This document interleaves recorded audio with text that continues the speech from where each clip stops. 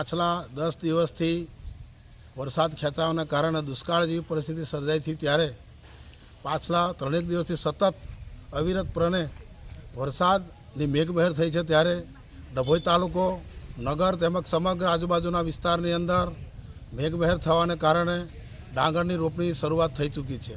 સાથે સાથે વઢવાના સિંચાઈ તળાવમાં નવા નીર આવવાને કારણે ખેડૂતોમાં વધુ હર્ષોલ્લાસ અને લાગણી પ્રસરી છે કે ચાલુ સાલ પણ ડાંગરની રોપણી કરીને સારી રીતે મબલક પાક ઉતારી શકીશું।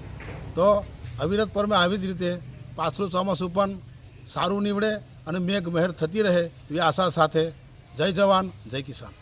કેટલા એકડમાં થતી હશે? હજારો હેક્ટરના વિસ્તાર આજે ડાંગર એટલે ડભોઈ તાલુકાની અંદર સિંચાઈ તળાવના કારણે હજારો હેક્ટરની અંદર ડાંગરનો પાક લઈ રહ્યો છે।